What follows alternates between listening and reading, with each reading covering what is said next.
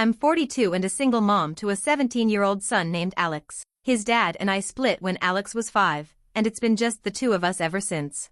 I've had boyfriends over the years, sure, but nothing serious, nothing that ever stuck. My focus has always been on raising my kid and trying to keep life as steady and calm as possible. Alex is a good kid. Quiet, a little shy, into art and computers, never gave me real trouble. So when he finally started dating someone, this girl named Camila, I was genuinely happy for him. They met at school, she was new, a transfer from across town. From the start, she seemed polite, soft-spoken, even a little awkward. Honestly, I thought they were kind of perfect for each other. I first met her when she came over to help Alex with a project for his digital media class. She was quiet, didn't say much, but she complimented the house and thanked me for dinner. Nothing out of the ordinary. Over the next few weeks, she started coming over more often. I figured that was normal, young love and all that. Then, one night, Alex came to me looking visibly shaken. Said Camila had gotten into a fight with her mom and didn't have anywhere to go. She'd been couch surfing between friends for a week already. I remember how tight his voice was when he asked if she could stay just for a few days until things cooled off. What was I supposed to say? Kick a teenage girl out on the street? I hesitated, but I saw the fear in his face. I told him she could stay in the guest room for a while, just until things got figured out. That was about 6 weeks ago. At first, it was fine. Camila kept to herself mostly. She was respectful, cleaned up after herself, even offered to help with dinner. I figured she was just scared and trying not to rock the boat. I told myself she'd go back home soon and this was just a temporary blip in our routine. But then, she stopped going to school. I didn't notice it right away. Alex said they were doing online assignments, and with everything being so tech-based these days, it didn't strike me as that weird. I work full-time at a dental clinic, and between that and managing bills and chores, I wasn't exactly keeping tabs on every little thing. But then her laptop broke, and I offered to help her fix it. That's when things started to feel off. There were no emails from school. No assignments. Nothing. When I asked her about it, she mumbled something about transferring again and waiting for the paperwork. I wanted to press, but I also didn't want to embarrass her. I figured I'd give it a few more days and see if anything changed. It didn't. And the weird part? Camila never seemed to text her mom or any family. I never once saw her call anyone. She was just there. Quiet, watchful, polite, but somehow distant, like she was always calculating something behind those soft brown eyes. Still, she kept helping around the house, kept being kind. So I didn't want to assume the worst. But last Friday, something happened that I can't ignore. I was doing laundry, and Camila had left her hoodie in the bathroom hamper. When I picked it up, a letter slipped out of the pocket. It was folded in half, worn around the edges like she'd been carrying it for weeks. I don't know what compelled me to open it, maybe the growing unease, maybe just mom instinct, but I did. And what I read changed everything. The letter was handwritten, slanted, messy. It looked like it had been written in a rush. At first I thought it was from a friend, maybe a school counselor, until I read the first few lines. It was from Camila's mom. And it wasn't recent. The date at the top was over 5 months old, before she even transferred to Alex's school. It started off almost normal, talking about how Camila had always been different, how hard it was to raise a teenager as a single parent. But then the tone shifted. It wasn't just frustration or a fight. It was fear. The mom wrote that she was sorry for everything that happened, but she couldn't do it anymore. That she hoped Camila would find peace somewhere else, and that she was done being scared in her own home. Those words hit me like a punch to the chest. Scared? Of her own daughter? The rest of the letter was vague, but heavy. There were phrases like the animals and the lies, and something about not being able to keep covering for her. I read it 3 times, trying to piece together what the mom was trying to say, but the message was clear. Camila didn't just run away from a strict or overbearing parent. She was kicked out. And her mom was relieved. I stared at the letter in my laundry room, hands trembling. I had this girl in my house. I'd fed her, let her sleep under my roof, trusted her around my son. And the whole time, she'd never once mentioned being estranged from her family. Not even a hint of anything serious. I should have confronted her right then, but something in me said to wait. I put the letter back in the hoodie and left everything as it was. I needed time to think, to figure out how to approach this without freaking Alex out or accusing someone who, up until now, hadn't done anything, at least not that I could prove. But then, later that night, I saw something else. Alex was asleep. I was passing by the guest room, heading to the kitchen for water. Camila's door was cracked open, just a few inches. And she was awake, sitting on the bed in the dark, lit only by her phone screen. That wasn't what caught my attention. It was the look on her face. Blank, focused, like she was watching something. And when I leaned in just slightly to hear, I realized she wasn't watching a movie or texting someone. She was recording herself, talking to someone, or maybe something I couldn't see. Her voice was low and calm, almost cold. I only caught fragments. She doesn't know yet, I can keep playing along, almost ready. I backed away as quietly as I could, heart racing. Because in that moment, I wasn't just suspicious anymore. I was scared. And I had no idea what I'd brought into my home. I barely slept that night. Every time I closed my eyes, I saw her face, calm, eerie, glowing in the light of her phone screen. The way she said, almost ready, kept echoing in my head like a countdown. Ready for what? What was she doing in that room? I got up at sunrise and just sat at the kitchen table, trying to piece things together without jumping to wild conclusions. Maybe it was just a weird TikTok. Maybe she was into creepy roleplay videos or had some strange sense of humor. But the way she spoke, it wasn't for laughs. It wasn't for fun. It felt like a plan. I didn't want to overreact. I needed to be smart about this. My first thought was to talk to Alex. But how do you tell your son that his sweet, quiet girlfriend might be lying about everything, and possibly worse? If I came at it wrong, he'd shut down, defend her, maybe even accuse me of being paranoid. So instead, I played it casual. I told him I wanted to talk about school stuff, his grades, college apps, all that. I asked how Camila was doing, if she'd gotten her transfer paperwork sorted. He looked confused. Said she told him she was taking a break from school because of mental health stuff, but that she was planning to re-enroll soon. That was news to me. I asked if she ever talked to her mom. He said not really, just once in a while, but it was complicated. That she didn't like to talk about her family. According to him, Camila said her mom was controlling and didn't understand her. She's not like other people, he said, almost proudly. She just sees the world differently. That scared me even more. After Alex left to meet a friend for coffee, I finally worked up the nerve to go back into the guest room. I knew it was an invasion of privacy, and I hated myself a little for it, but I had to know what I was dealing with. Everything looked normal at first, bed made, books stacked neatly, even a little sketchpad on the nightstand. But when I checked the closet, I noticed something weird. There was a duffel bag tucked way in the back. Heavy. I pulled it out, heart pounding. Inside were the usual clothes and toiletries, but also cash. A lot of it. 50s, 20s, rubber banded together. There must have been at least $2,000 in there. Along with a burner phone and, this is what made my blood run cold, a list. A handwritten list, on lined paper, folded in quarters. It had names. 3 of them were crossed out. At the bottom, in neat block letters, was Sandra Taylor. That's me. I sat there on the edge of the guest bed, staring at my own name written in a teenage girl's handwriting. My mouth went dry. I couldn't move. My brain was trying to make sense of it, trying to rationalize why my name was at the bottom of a list with 3 names above it, all crossed out. And why someone like Camila, quiet, polite Camila, was carrying around a burner phone and thousands in cash. I wanted to believe there was an innocent explanation. Maybe the names were characters for a story. Maybe the burner was just to avoid her mom. Maybe the money was saved up from babysitting.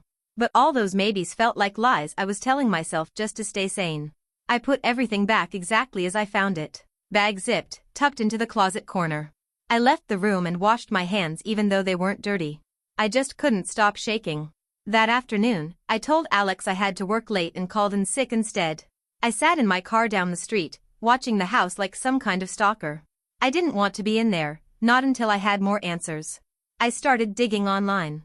Her name, her school, social media. Nothing. No Facebook, no Instagram. Even her old high school student roster didn't list a Camila under her last name.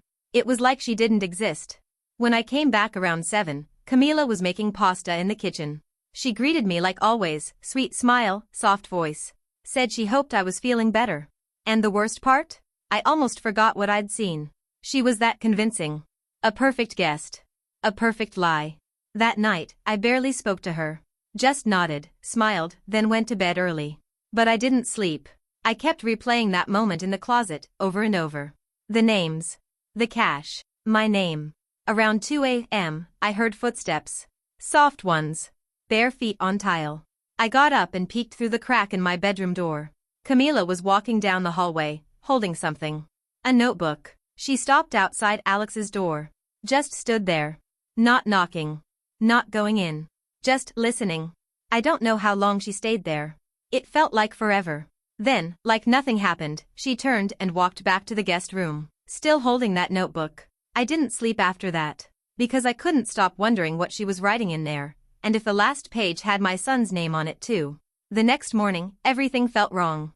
Camila made pancakes like it was any other Saturday, humming to herself, like nothing happened. Like she hadn't been standing outside my son's bedroom door at 2 in the morning holding that damn notebook. I sat across from her at the table, watching the way she moved, careful, precise, like someone who rehearses every detail. Her smile never reached her eyes. I pretended to eat, pretended to listen, while every nerve in my body screamed that something was about to break. After breakfast, Alex left to meet his dad for lunch.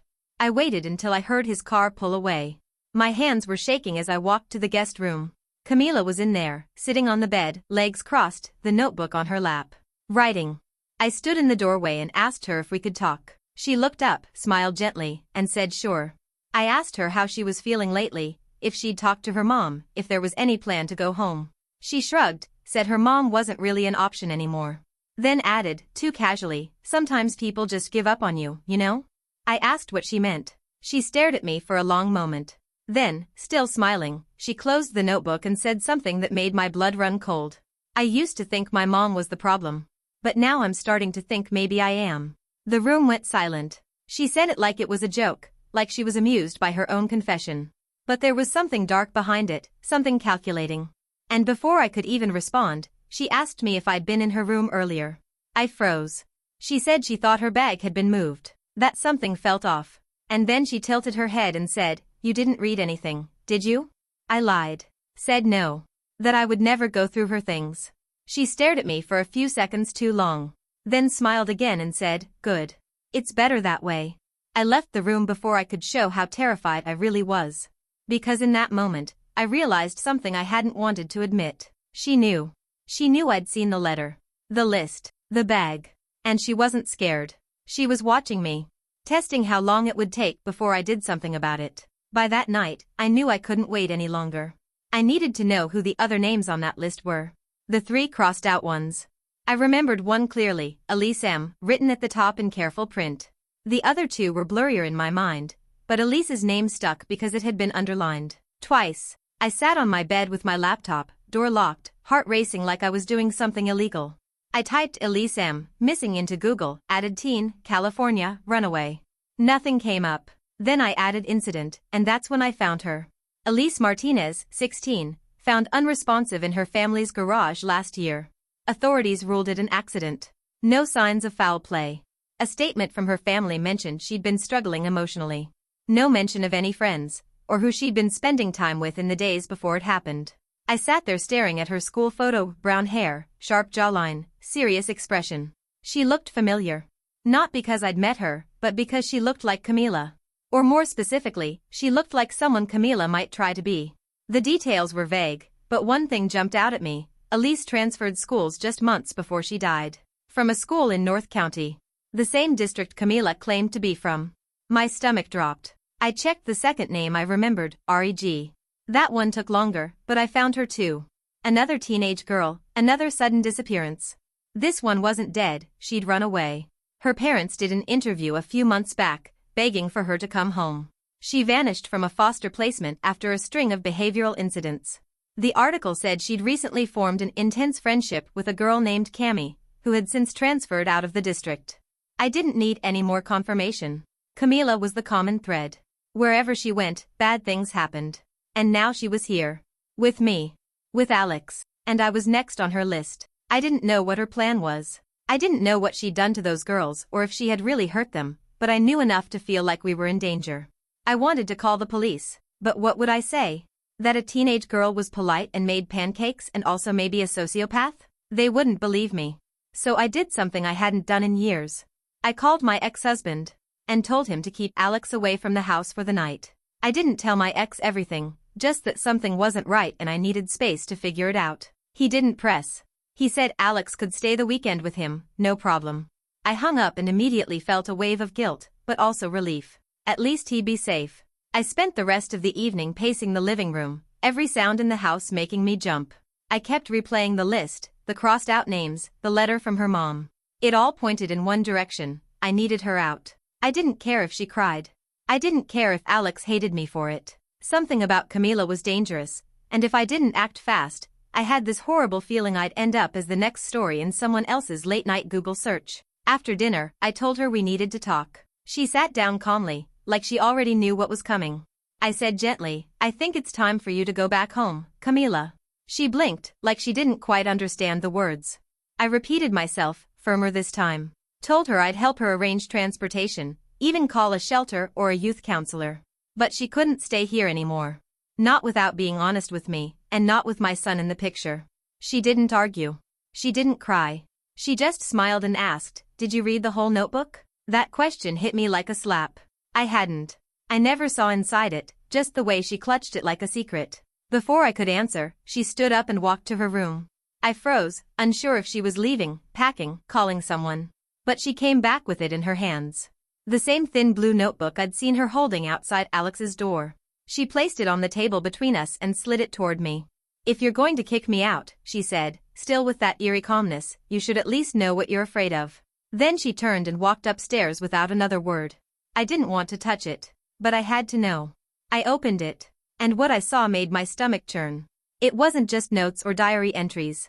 It was documentation, sketches of our house, floor plans, lists of times people came and went, details about my schedule, Alex's routine, even my ex-husband's name and address. Everything. Precise, organized, methodical. One page read, "Sandra is soft, eager to believe the best.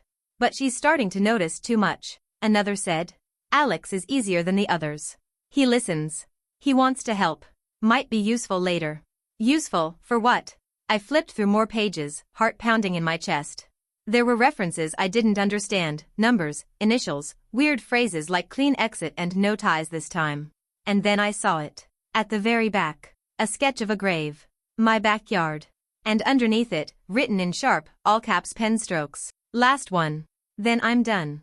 I dropped the notebook like it burned me. I couldn't move at first, just sat there staring at the drawing, my backyard, down to the exact placement of the fence and the old broken swing Alex never got rid of. The shallow mound sketched right by the hedge, and those 5 words underneath. "Last one. Then I'm done." Every hair on my arms stood straight up. My first instinct was to call the police. But what was I going to say? That a girl I let live in my house drew a grave in her notebook and wrote something ominous under it. They'd ask questions. They'd want proof. I didn't have time to argue about whether or not I was being paranoid. So instead, I grabbed a flashlight, pulled on boots, and walked out into the yard. I told myself I'd look. Just look. Just rule it out. Just prove to myself that this was all in my head, that Camila was creepy but not that. It was cold, and the wind had started to pick up, rustling the leaves. I walked toward the hedge, the exact spot from the sketch. I stood there for a full minute before I could bring myself to kneel down. The dirt didn't look disturbed. Nothing unusual. No holes. No signs of anything.